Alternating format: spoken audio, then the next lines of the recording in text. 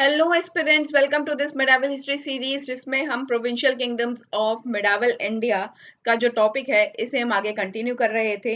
Last के lecture में हमने गुजरात जो एक रीजनल प्रोविंस था इसके बारे में हमने समझा था, इसके बारे में जाना था, इसका बैकग्राउंड देखा कि यहाँ पर रीजनल जो किंग्स थे वो कैसे थे, वो कहाँ से आ रहे थे और इसे सबसे पहले गुजरात को एनेक्स करने वाले अलाउद्दीन खिलजी थे। उसके बाद कौन आई, that we have already discussed about it. And यहाँ पर जो गुजरात के अंदर रीजनल प्रोविंस जो है, ये गुजरात एक रीजनल प्रोविंस था। It was a provincial kingdom in the medieval India. और यहाँ पर जो है मुजफ्फर शाह जो है, इन्होंने एक डायनेसिटी को इस्टेब्लिश किया था, that is Muzaffarid dynasty. Muzaffarid dynasty की जब स्थापना हो चुकी थी, then Muzaffar Shah that is Zafar Khan जिन्हें कहा जाता है, जफर खान ने यहाँ पर अपना जो है as a king and as its administration को हैंडल अप किया।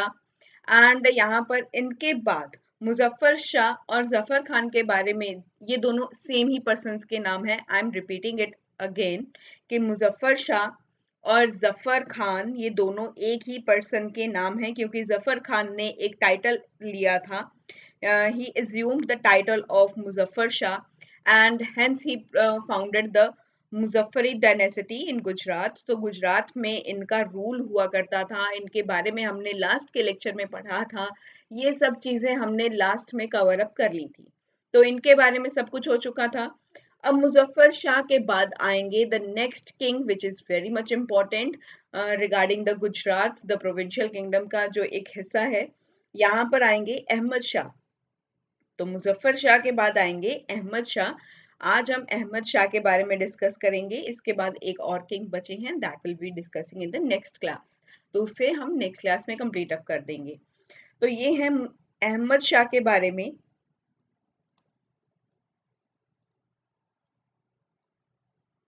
अहमद शाह जिनका टाइम पीरियड है 1411 से लेकर के 1441 सीई तक का इनका टाइम पीरियड है अहमद शाह का। और सबसे इंटरेस्टिंग बात, ये ग्रैंडसन है मुजफ्फर शाह के, ये ग्रैंडसन है ऑफ मुजफ्फर शाह। ये मुजफ्फर शाह के जो है पोते हैं, ग्रैंडसन हैं। मुजफ्फर शाह इनके दादाजी थे अहमद शाह के। और अहमद शाह जो है एक रियल फाउंडर हम इन्हें कह सकते हैं। लेकिन क्यों कह सकते हैं, क्योंकि इन्होंने जो गुजरात है, गुजरात को कंट्रोल किया था, इसकी नोबिलिटी जो नोबल्स थे, नोबल्स को कंट्रोल किया। And he settled a good administration, एक अच्छा एडमिनिस्ट्रेशन यहाँ पर इन्होंने जो है एक सेटल डाउन किया। And he expanded his kingdom, इन्होंने अपने किंगडम को भी एक्सपैंड किया और इसे कंसोलिडेट भी किया। किंगडम को एक्सपैंड एंड कंसोलिडेट किया एंड इसके साथ साथ इन्होंने एक सेटल्ड एडमिनिस्ट्रेशन को जो है यहाँ पर देखा। एंड इन्होंने नोबिलिटी को भी कंट्रोल किया। तो इसी वजह से हम कह सकते हैं कि ये एक जो है रियल फाउंडर कह सकते हैं हम इन्हें इस किंगडम के। एंड इन्होंने ट्राई किया था to control over the Rajput states. जो राजपूत स्टेट्स थी सौराष्ट्र रीजन के अंदर, उनको भी ये जो है इन्होंने कंट्रोल करने के लिए यहाँ पर जो है एक्सटेंशन किया था, इन्होंने एक्सटेंड किया that his control over Rajput states. तो इन्होंने अपना कंट्रोल एक्सटेंड कहाँ तक किया था, जो राजपूत स्टेट्स थी सौराष्ट्र रीजन की, वहां तक इन्होंने अपने कंट्रोल को एक्सटेंड कर लिया था। Extend control,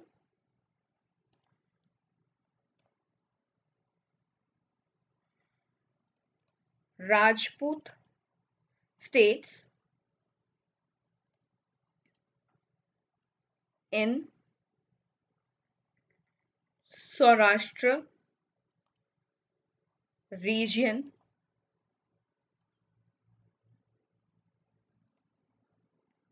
Girnar. जो सौराष्ट्र रीजन गिरनार है, यहाँ तक राजपूत स्टेट्स तक अपना कंट्रोल इन्होंने एक्सटेंड किया। और इसके साथ साथ those located on the Gujarat and Rajasthan border। तो जो स्टेट्स गुजरात और राजस्थान बॉर्डर के ऊपर जो लोकेशन उनकी गुजरात और राजस्थान के बॉर्डर के ऊपर थी, उन स्टेट्स को भी इन्होंने जो है कंट्रोल करने की कोशिश की। इनको तो कंट्रोल किया ही, वो राजपूत स्टेट्स जो सौराष्ट्र रीजन में थी, दैट इज गिरनार के क्षेत्र में थी, इनको भी इन्होंने कंट्रोल करने की कोशिश की। इनके साथ साथ जो गुजरात और राजस्थान के जो बॉर्डर के ऊपर स्टेट्स थी, जैसे कि जलावर, बूंदी एंड डुंगरापुर, इन तीनों के ऊपर भी इन्होंने कंट्रोल करने की कोशिश की थी। इन्होंने कंट्रोल और किसके ऊपर किया था?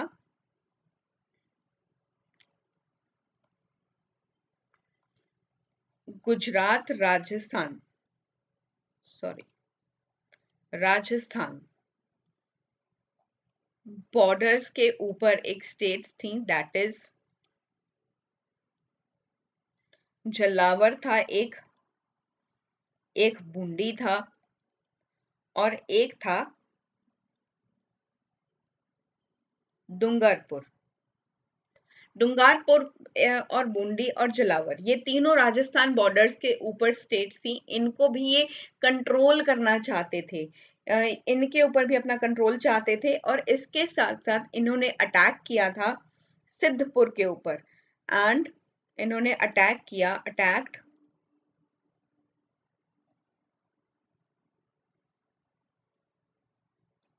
सिद्धपुर। सिद्धपुर के ऊपर इन्होंने अटैक किया। सिद्धपुर क्या है? ये एक हिंदू पिलग्रिमेज सेंटर है। ये एक हिंदू पिलग्रिमेज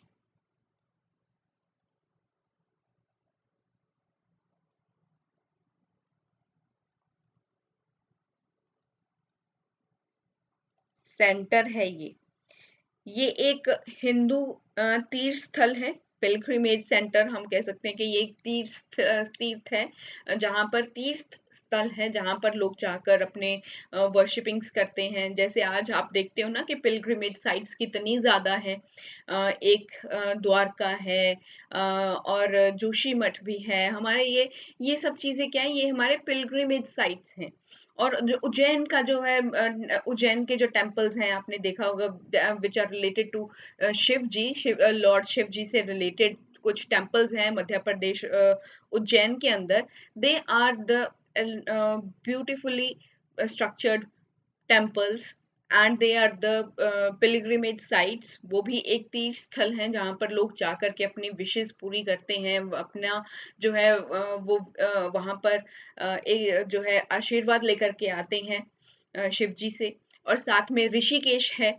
ऋषिकेश भी एक तीर्थ स्थल ही है, that is also pilgrimage site, जो एक बहुत ही खूबसूरत एक जगह है ऋषिकेश।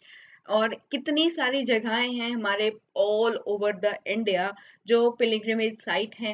हिंदू पिलग्रिमेज साइट्स भी हैं और अलग अलग रिलीजन्स के साइट्स भी बने हुए हैं। मैंने कुछ नाम लिए हैं which are related to the Hindu pilgrimage site, उनमें से हैं। और यहाँ पर सिद्धपुर भी उनमें से ही एक थे। ये भी हिंदू पिलग्रिमेज सेंटर था, यहाँ एक तीर्थ स्थल था। यहाँ पर भी इसके ऊपर इन्होंने अटैक किया, सिद्धपुर के ऊपर अटैक किया और यहाँ पर डिस्ट्रॉय किए थे मेनी ब्यूटीफुल टेम्पल्स। और यहाँ पर जितने खूबसूरत टेम्पल्स बने हुए थे, उनको इन्होंने डिस्ट्रॉय कर दिया था। अहमद शाह ने डिस्ट्रॉय किए थे यहाँ पर जितने बहुत सारे जो है टेम्पल्स थे, बहुत सारे टेम्पल्स इन्होंने डिस्ट्रॉय कर दिए थे। डिस्ट्रॉयड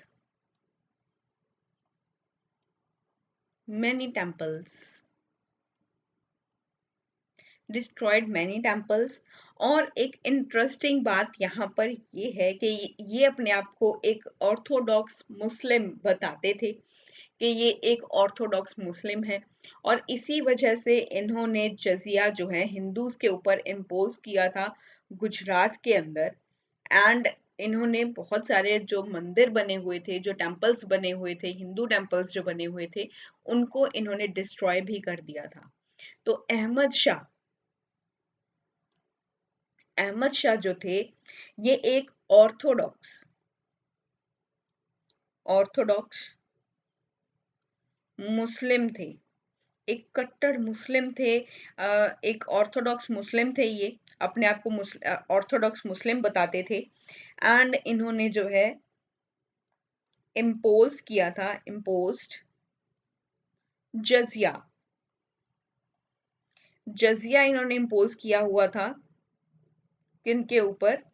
हिंदूज के ऊपर। ये हिंदूज के ऊपर ही होगा, नॉन मुस्लिम्स के ऊपर होगा। हिंदूज के ऊपर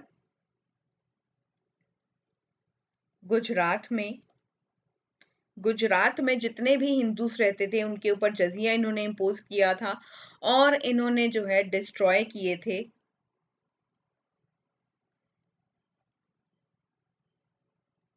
बहुत सारे टेम्पल्स। जो टेम्पल्स थे बनाए हुए थे, बहुत ज्यादा टेम्पल्स जो बने हुए थे, हिंदू टेम्पल्स थे, उनको इन्होंने डिस्ट्रॉय कर दिया था। ये तो आपने एक फेस देखा अहमद शाह का, दैट ये अपने आप को कट्टर हिंदू बताते हैं, और इसी वजह से इन्होंने एक जो है जजिया, जजिया एक टैक्स है जो इम्पोज किया हुआ था हिंदूज के ऊपर गुजरात के अंदर, और इन्होंने टेम्पल्स भी डिस्ट्रॉय किए। ये तो हमने देखा। और एक सबसे इंटरेस्टिंग बात बताऊं इनकी, इन्होंने अपने एडमिनिस्ट्रेशन के अंदर भी बहुत सारे हिंदूज को जो है पॉइंट किया, जो है एज अ सर्विस के ऊपर रखा हुआ था, अपने जो है ऑर्थोडॉक्सिटी के ऑपोजिट। इन्होंने अपने आप को, ये ऑर्थोडॉक्स मुस्लिम तो अपने आप को बताते थे, लेकिन साथ के साथ ये इतने ज्यादा इन जो है ये इन अपोजिट थे अपने बिहेवियर के, अपने बिहेवियर के अपोजिट इन्होंने जो है कुछ जो हिंदूस थे, हिंदूस को इन्होंने इम्पोर्टेंट एडमिनिस्ट्रेटिव पोजीशंस के ऊपर भी जो है एज अपॉइंट किया हुआ था इन्होंने।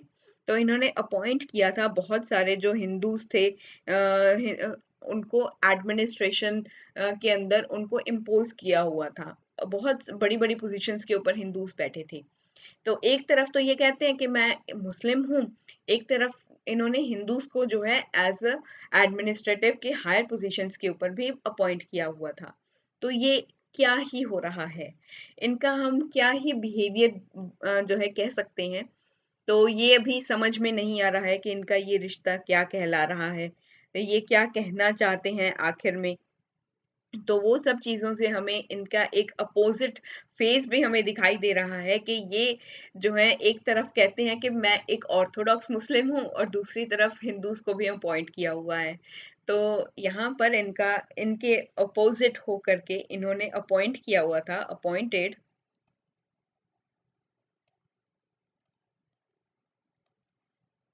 हिंदूज़ टू इम्पोर्टेंट एडमिनिस्ट्रेटिव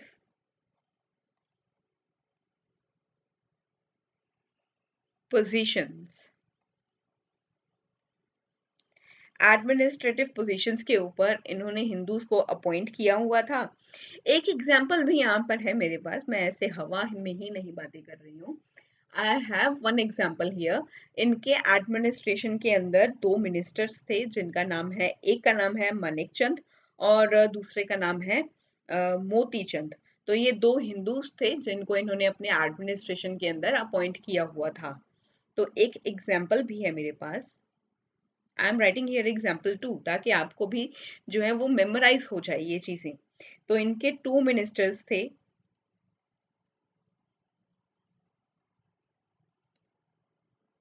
जो कि हिंदूज थे। एक का नाम है मानिक चंद, मानिक चंद, और दूसरे का नाम है मोती चंद। तो ये दोनों हिंदूज थे, और इन्होंने जो है फाइट की थी दोनों ही किंग्स के साथ, चाहे वो हिंदू रूलर है चाहे वो मुस्लिम रूलर है, दोनों के साथ इन्होंने बराबर, दोनों के खिलाफ इन्होंने एक समान रूप से इक्वली इन्होंने भयंकर लड़ाई की थी। बड़ी फियर्सली इन्होंने जो है फाइट किया था अगेंस्ट हिंदू और मुस्लिम रूलर्स, ये किसी को भी नहीं ऐसा फेवर नहीं करते थे कि अगर मैं ऑर्थोडॉक्स मुस्लिम हूँ then I will favour the Muslim rulers. No, it is not like that. I am not gonna favour anyone, I will not spare anyone. मैं किसी को भी नहीं छोड़ूंगा, मैं किसी के साथ भी जो है, अगर किसी से दुश्मनी है तो अच्छे से रखनी है। मतलब अगर किसी से दुश्मनी हो रही है, अगर मुस्लिम रूलर से इनकी दुश्मनी है, अगर इनको जो है वो इनके राइवल्स हैं, तो उससे दुश्मनी भी अच्छे से निभाएंगे। अगर किसी से दुश्मनी हो जाती है, चाहे वो हिंदू रूलर है चाहे वो मुस्लिम रूलर है, दोनों से दुश्मनी बराबर रखी जाएगी। किसी के साथ भी कोई भी किसी को भी स्पेयर नहीं किया जाएगा। अगर हिंदू रूलर है तो उसको ज्यादा सजा, और मुस्लिम रूलर है उसको कम सजा, ये भी नहीं होगा। दोनों को बराबर किया जाएगा। अगर दोनों से अगर किसी से भी लड़ाई हो जाती है, किसी के साथ भी कोई बैटल फाइट करनी हो जाती है, तो वो बैटल बड़े भयंकर रूप ले लेती थी। चाहे वो मुस्लिम रूलर के साथ कोई लड़ाई हो, चाहे वो हिंदू रूलर के साथ लड़ाई हो। तो यहाँ पर इन्होंने जितनी भी लड़ाई लड़ी है, चाहे वो हिंदू रूलर से लड़ी हो चाहे वो मुस्लिम रूलर से लड़ी हो, वो बहुत ही इन्होंने भयंकर जो लड़ाई इन दोनों के साथ लड़ी है, एक इक्वल इनको जो है इक्वल रखा है दोनों को। किसी के साथ भेदभाव नहीं किया इन्होंने। तो यहाँ पर ये भेदभाव नहीं करते थे लड़ाई के अंदर कि अगर अगर मेरे सामने एक मुस्लिम रूलर खड़ा है, तो आई विल जो है मैं उसको स्पेयर कर दूंगा, या मैं उसको उसके ऊपर कुछ दया आ जाएगी या कुछ भी हो जाएगा, ऐसा नहीं होने वाला है। तो लड़ाई होगी तो शिद्दत के साथ होगी। तो अगर हिंदू रूलर है तो उसके साथ भी वैसे ही होगी, अगर कोई मुस्लिम रूलर है तो उसके साथ भी वैसे ही होगी। तो इक्वल रखते थे ये दोनों को। ऐसा नहीं है कि किसी के साथ भेदभाव होता था। तो दोनों को ये इक्वली रखते थे, लड़ाई में भी ये दोनों को इक्वल रखते थे। वैसे ये खुद अपने आप को ऑर्थोडॉक्स मुस्लिम कहते हैं। तो ये एक आयरनी है, मुझे तो ये एक आयरनी लगी कि बड़ा अच्छा जो है इन्होंने मजाक भी किया है। और एक जो है ऐसा भी हुआ कि इन्होंने जजिया भी इम्पोज किया हुआ है। एक तरफ तो ये जजिया भी लगा रहे हैं, दूसरी तरफ ये हिंदूज को भी अपॉइंट कर रहे हैं, दूसरी तरफ अगर तीसरी ओर अगर ये लड़ाई भी लड़ रहे हैं तो दोनों के साथ इक्वली फाइट कर रहे हैं। दोनों रूलर्स के साथ इक्वल फाइट हो रहा है। तो यहाँ पर इन्होंने इक्वली फाइट किया था against Hindu as well as Muslim rulers. और इनके जो इनके एक जो है कट्टर दुश्मन जो थे, होता है ना कि ये हमारे इनके साथ हमारी कट्टर दुश्मनी है। कई बार आपके पड़ोसी भी हो सकते हैं, कई बार आपके रिलेटिव भी हो सकते हैं, that is up to you people. आपको पता होगा आपकी फैमिली के बारे में। तो ये मैं अभी कुछ सोशली नहीं इन्वॉल्व होने वाली, आई am not gonna indulge in this social things, क्योंकि they are just mere a time waste। ये social rivalries जो होती हैं, they are a time waste of everybody। And I suggest you people that not to indulge yourself in these stupid things, क्योंकि rivalries होती रहती हैं। Just focus upon your goals, and then see what is happening in and around them. If you get selected, then see the colors of other people, then you will see the original colors. You will see the original colors, then you should know that this person is right or this person is wrong। वो आपको तब पता चल जाएगा। तो अभी के लिए इन सोशल जो सोसाइटिकल थिंग्स होती हैं सोसाइटी के अंदर ऐसा नहीं है कि आप किसी सोसाइटी में रह रहे हो उसकी बात कर रही हूँ। आई am not talking about that society, I am talking about कि आपके रिलेटिव्स, आपके जो सोशल गैदरिंग्स होती हैं ना, जिसमें रिलेटिव्स भी इंक्लूड होते हैं, पड़ोसी भी आते हैं, और दूर के रिश्तेदार भी आ जाते हैं, नजदीक के रिश्तेदार भी आ जाते हैं। तो ये सब चीजें जो हैं इनको इग्नोर करो। इन सब चीजों को इग्नोर करो, साइडलाइन कर दो कि एग्जिस्ट ही नहीं कर रहे इस दुनिया के अंदर, that you are only the person surviving in this whole world. तो आप ही अकेले हो जो यहाँ पर सरवाइव कर रहे हो। तो इसी तरह ये जो है इनके भी, अहमद शाह के भी एक कट्टर दुश्मन थे, क्योंकि ये यूपीएससी की तैयारी नहीं कर रहे थे अहमद शाह। इसी वजह से ये ध्यान देते थे, अगर कोई यूपीएससी की तैयारी कर रहा है वो ध्यान नहीं देगा, जो नहीं कर रहा है वो ध्यान देगा। तो यहाँ पर ये ध्यान देते थे। इनके कट्टर दुश्मन थे मुस्लिम रूलर्स ऑफ मालवा। तो जो मुस्लिम रूलर्स थे, कट्टर जो शत्रु थे इनके, एक जो वो थे जो मुस्लिम रूलर्स ऑफ मालवा जो थे, इस मालवा क्षेत्र के जो मुस्लिम रूलर्स थे वो इनके कट्टर एनिमीज थे, इनके कट्टर दुश्मन थे, इनकी दुश्मनी बहुत ज्यादा थी इनके साथ। And I am writing here इनके आर्क एनिमीज। आर्क एनिमीज कौन से थे? आर्क एनिमीज वर Muslim rulers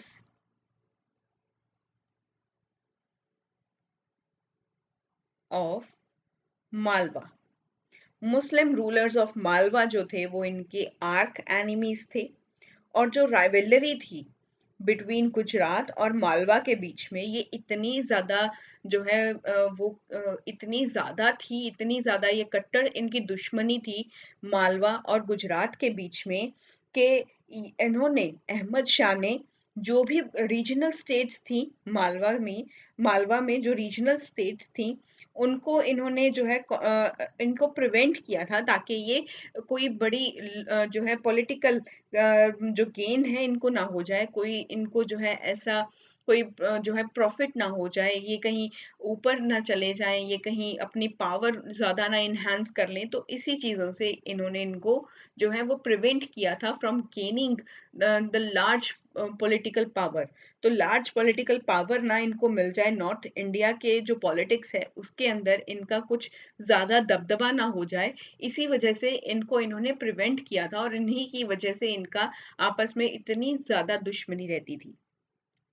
तो इनके बीच में इतनी ज्यादा जो है जो दुश्मनी इस वजह से थी क्योंकि ये दोनों जो थे ये अपने रीजनल स्टेट्स को जो है जो नॉर्थ इंडिया है, नॉर्थ इंडिया की जो पॉलिटिक्स है इसमें कोई जो रीजनल मालवा के जो पॉलिटिकल्स हैं, मालवा के जो रीजनल स्टेट्स हैं, उनको नॉर्थ इंडिया की पॉलिटिक्स के अंदर कुछ ज्यादा पावर ना मिल जाए।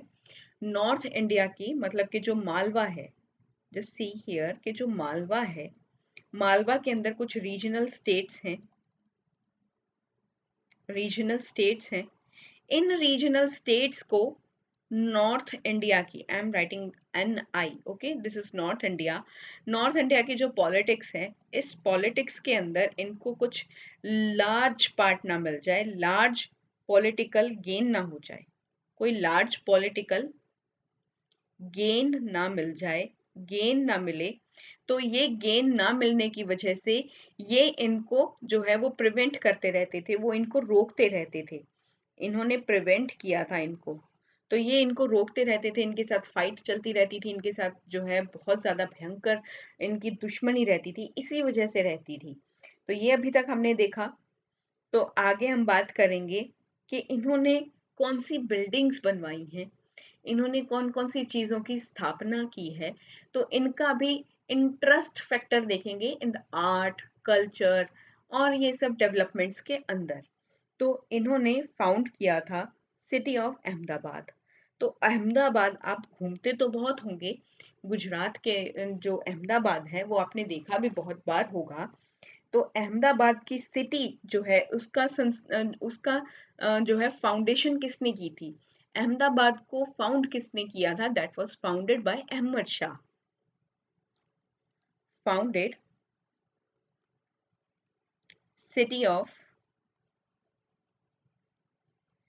अहमदाबाद। अहमदाबाद में आपने देखा होगा, आप घूमे होंगे, ये इस सिटी के बारे में आपने पढ़ा भी होगा। और इस सिटी को जो है इस्टेब्लिश करने वाले, इसके संस्थापक कौन थे? वो अहमद शाह ही थे, वो अहमद शाह थे। और इन्होंने इस सिटी को इन्होंने अपनी कैपिटल भी बना लिया था, made it his capital.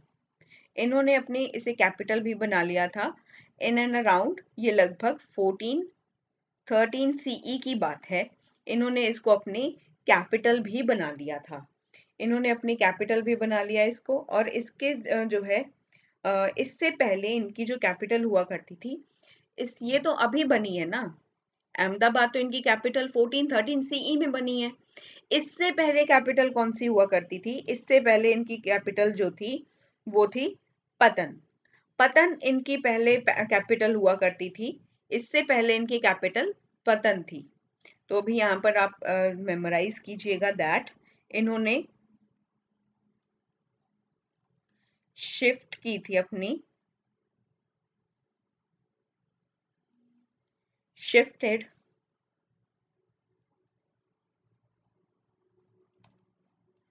earlier capital from पतन। तो पतन इनकी पहले कैपिटल हुआ करती थी, यहां से शिफ्ट करके इन्होंने अपनी कैपिटल किसे बना लिया था, अहमदाबाद को। तो ये यहाँ से शिफ्ट हुए थे, पतन से इन्होंने शिफ्ट करके अहमदाबाद को अपनी कैपिटल बना लिया था अराउंड 1413 के। तो 1413 के अराउंड इनकी कैपिटल अहमदाबाद हो चुकी थी। तो इनको जो है ये बहुत ही ज़्यादा इन्फ्लुएंस्ड थे, ये बहुत ही ज़्यादा प्रभावित थे by the Jain architectural tradition of Gujarat. Gujarat के अंदर जो जैन का आर्किटेक्चरल ट्रेडिशन था ना, ये उनसे बहुत ज़्यादा प्रभावित थे, ये इन्फ्लुएंस्ड थे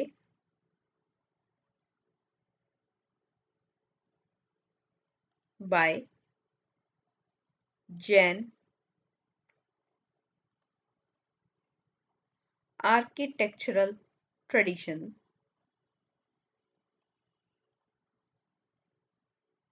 ऑफ गुजरात। तो गुजरात के अंदर जो जैन आर्किटेक्चरल ट्रेडिशन था, ये उससे बहुत ज़्यादा प्रभावित थे, क्योंकि यहाँ इस जो आर्किटेक्चरल ट्रेडिशन है ना, इसके अंदर बहुत ही ज़्यादा खूबसूरत, बहुत ही जो है इतनी एक्विजिट फीचर्स थे ना, इतने जो है बहुत ही इंटरेस्टिंग, बहुत ही खूबसूरत जो है फीचर्स थे यहाँ पर, जैसे कि जो है स्टोन कार्विंग्स हो गए, ऑर्नेट ब्रैकेट्स हो गए। तो ये जो बने हुए थे, जो आर्किटेक्चर के जो बिल्डिंग्स बनी हुई थी, वो बहुत ही जो है खूबसूरत तरीके से बनी हुई थी, जो जेंट्स ने बनवाई थी, जिसके अंदर जो है स्लेंडर ट्यूरेट्स थे, और साथ में स्टोन कार्विंग्स थी, हाईली ऑर्नेट ब्रैकेट्स थे, और भी बिल्डिंग्स, बहुत ही ब्यूटीफुल बिल्डिंग्स यहाँ पर बनवाई हुई थी। बड़ा ही एक्विजिट फीचर्स थे इस आर्किटेक्चरल ट्रेडिशन के। आई एम राइटिंग अबाउट के फीचर्स कैसे थे, एक्विजिट एक्विजिट फीचर्स थे इस आर्किटेक्चरल ट्रेडिशन के। जैन आर्किटेक्चरल ट्रेडिशन का जो फीचर्स थे, वो बहुत ही एक्विजिट थे, वो बहुत ही खूबसूरत बने हुए थे, और इन्होंने ब्यूटीफुल बिल्डिंग्स को भी यहाँ पर बनवाया है, बिल्ड जामी मस्जिद। जो जामी मस्जिद है, इसको इन्होंने बनवाया था अराउंड 1423 सीई के अराउंड, और इन्होंने बनवाया था तीन दरवाजा, तीन दरवाजा बनवाया था। ये जो बनवाया था इन्होंने, ये एक सिटी बनवाई थी विद गार्डन प्लेसेस, बहुत सारे महल बनवाए थे, पैलेसेस बनवाए थे, गार्डन्स बनवाए थे, बाजार्स इन्होंने बनवाए थे। तो इनको जो है इन्होंने बहुत ही ब्यूटीफाइड तरीके से बनवाया था। तो ये दोनों आप जो है जामी मस्जिद और तीन दरवाजा जो है आप मेमोराइज कीजिएगा कि इनको बहुत अच्छे से इन्होंने बनवाया था। और ये जो है इनका भी अगर हम जस्टिस देखें, तो हमने इनका आर्किटेक्चरल फॉर्म तो देखा ही, अगर हम इनका जस्टिस देखें, then he was also noted for imparting justice. ये जो है न्याय दिलाने के लिए भी जाने जाते थे। ये जो है न्याय दिलाने के लिए भी, इम्पार्टिंग जस्टिस, जस्टिस दिलाने के लिए भी ये जाने जाते थे। अभी ये जस्टिस कैसे दिलाते थे कि किसी भी जो है किसी कमजोर व्यक्ति के खिलाफ, या कोई जो है कोई सच बोल रहा है, तो उसके खिलाफ कोई अन्याय ना हो जाए, उसको कोई इनजस्टिस ना हो, किसी के साथ भी इनजस्टिस होने से ये रोकते थे। ये ऐसा नहीं है कि जो कल्प्रिट है उसको ही सजा मिलेगी। जैसे कि एक एग्जाम्पल है इसमें मेरे पास, आई एम हैविंग एग्जाम्पल, मैं हवा में बातें नहीं कर रही हूँ।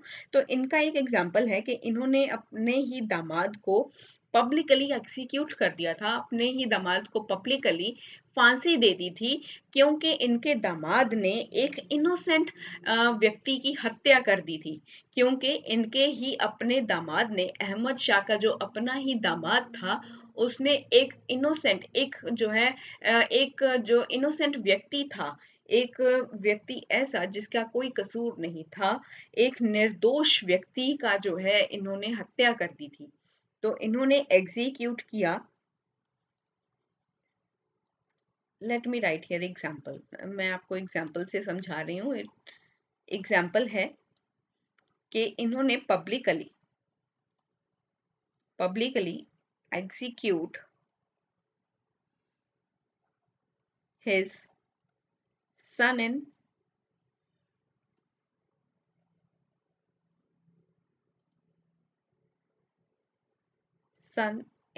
लॉ। क्योंकि इनके सन इन लॉ ने क्या कर दिया था, इनके दामाद ने क्या कर दिया था,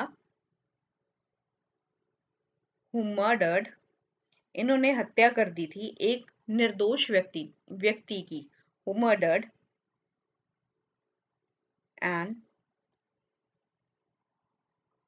इनोसेंट मैन, एक निर्दोष व्यक्ति की इन्होंने जो है हत्या कर दी थी, और उसी वजह से इनको जो है फांसी की सजा दी गई थी। तो इसके बाद जो है अगर हम देखें तो इसके बाद इनकी डेथ हो जाती है। अहमद शाह की जो डेथ है,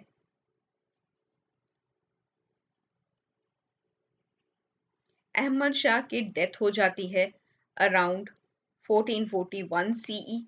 इस पीरियड के दौरान इनकी डेथ हो जाती है। इसके बाद इनको सक्सीड कौन करेगा, इनको बाद जो है इनके बाद जो है वो मोहम्मद शाह, अहमद शाकिब, इनके एल्डेस्ट सन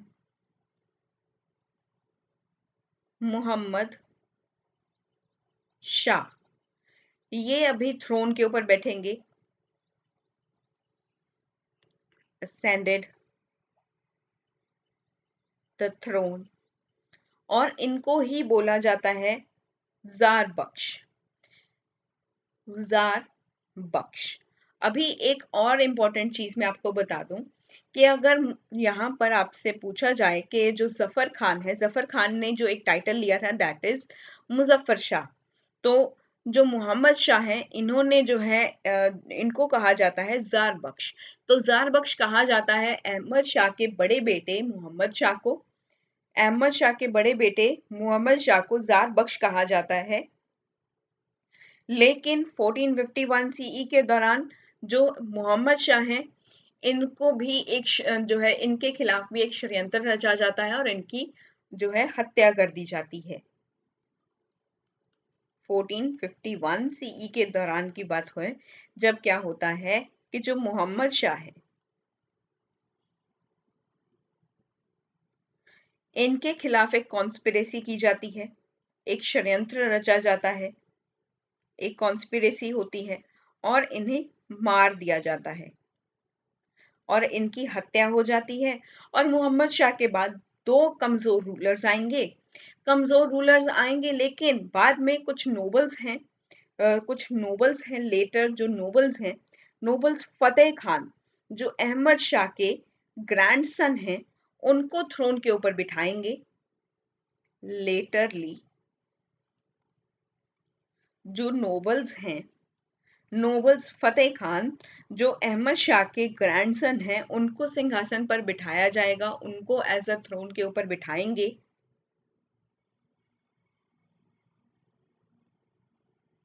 फतेह खान, फतेह खान कौन है, ये ग्रैंडसन है किसके, अहमद शाह के, ग्रैंडसन ऑफ अहमद शाह। अभी ये असेंट करेंगे थ्रोन के ऊपर, नोबल्स बिठाएंगे इनको, नोबल्स फतेह खान को बिठाएंगे थ्रोन के ऊपर। और अभी जो है, अभी फतेह खान जो होंगे,